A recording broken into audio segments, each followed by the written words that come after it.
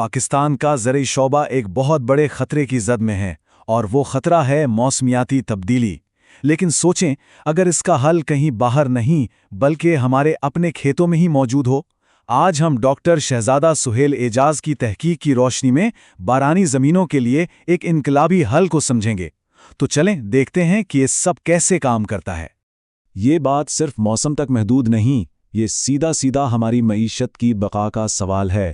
World bank کا کہنا ہے، اور یہ بہت اہم ہے، کہ اگر ہم نے ابھی کچھ نہ کیا تو 2050 تک موسمیاتی تبدیلی پاکستان کی جی ڈی پی کا 20% یعنی 5واں حصہ ختم کر سکتی ہے۔ اب یہ ایک ایسا خطرہ ہے جسے نظر انداز کرنا بالکل ممکن نہیں۔ تو سب سے پہلے زمینی حقائق کو سمجھنا ضروری ہے۔ آخر پاکستان کی زراعت کو دراصل کس پیمانے کے بحران کا سامنا ہے، چلیں دیکھتے ہیں۔ دیکھیں، یہ کوئی مستقبل کی بات نہیں ہو رہی، یہ آج کی حقیقت ہے۔ پوری دنیا میں پاکستان ان 10 ممالک میں سے ایک ہے جو موسمیاتی تبدیلی سے سب سے زیادہ متاثر ہو رہے ہیں۔ یہ ایک ایسی سچائی ہے جس سے منہ موڑنا ممکن ہی نہیں۔ اور جو اعداد و شمار ہیں وہ تو ایک بہت ہی تشویشناک تصویر دکھا رہے ہیں۔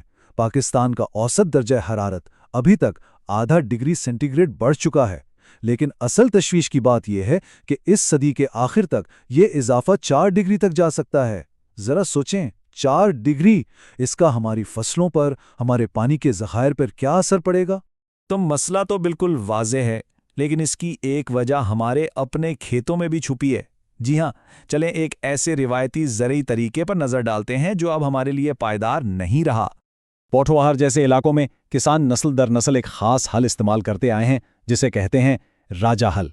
صدیوں تک یہ بہت اچھی حکمت عملی سمجھی جاتی تھی۔ خیال یہ تھا کہ گرمیوں میں زمین کو اس سے کھول دو تاکہ مانسون کی بارش کا ایک ایک قطرہ زمین میں جذب ہو سکے۔ لیکن جدید سائنس ہمیں کچھ اور بتا رہی ہے۔ وہ یہ کہ جو طریقہ پانی بچانے کے لیے بنایا گیا تھا وہی اب ہماری زمین کو برباد کر رہا ہے۔ کیسے؟ یہ حل نہ صرف مٹی میں موجود قیمتی کاربن کو ہوا میں اڑا دیتا ہے بلکہ زمین کی پوری ساخت کو کمزور کر دیتا ہے، اور نتیجہ بارش کے ساتھ ساتھ ہماری زرخیز مٹی بھی بہہ جاتی ہے۔ تو پھر اس کا حل کیا ہے؟ اچھا، حل کا پہلا حصہ ایک تکنیکی تبدیلی ہے، ایک ایسی تبدیلی جو ایک دہائی کی تحقیق پر مبنی ہے، اور وہ ہے ایک نئے قسم کا حل۔ چلیں ان دونوں کا فرق سمجھتے ہیں۔ جو روایتی راجہ حل ہے وہ زمین کی اوپری تہہ کو بالکل ایک کتاب کے صفحے کی طرح پلٹ دیتا ہے۔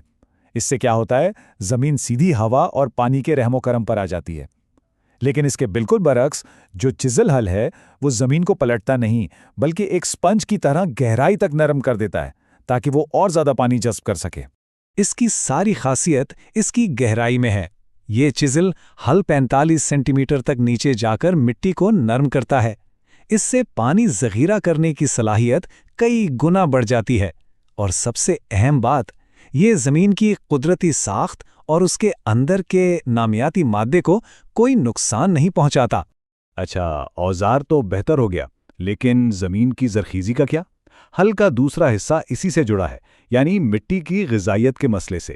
اور مزے کی بات یہ ہے کہ اس کا جواب بھی فطرت میں ہی چھپا ہوا ہے۔ تو یہاں ایک بہت منطقی سوال ذہن میں آتا ہے نا، کہ اگر زمین میں نامیاتی مادہ واپس ڈالنا اتنا ہی ضروری ہے تو پھر گندم کی کٹائی کے بعد جو بھوسا بچتا ہے اسے کھیت میں ہی کیوں نہ چھوڑ دیا جائے؟ جواب بہت سادہ اور عملی ہے۔ وجہ یہ ہے کہ ان علاقوں میں گندم کا بھوسا کسانوں کے مویشیوں کے لیے چارے کا ایک بہت ہی اہم ذریعہ ہے، اسے ضائع نہیں کیا جا سکتا۔ تو پھر متبادل کیا ہے؟ جواب ہے جنتر۔ یہ سمجھیں کہ یہ قدرتی کھاد ہے، اور اس کا طریقہ بھی بہت آسان ہے۔ مانسون کی پہلی بارش کے بعد اس کا بیج بو دیں۔ جب فصل تھوڑی بڑھ جائے تو اسے کاٹنے کے بجائے واپس زمین میں ہی ملا دیں۔ بس یہ زمین کو وہ ساری غذائیت واپس لوٹا دیتا ہے جس کی اسے ضرورت ہے۔ تو ہم نے اب 2 اہم چیزیں دیکھ لیں، ایک نیا اوزار اور ایک قدرتی کھاد۔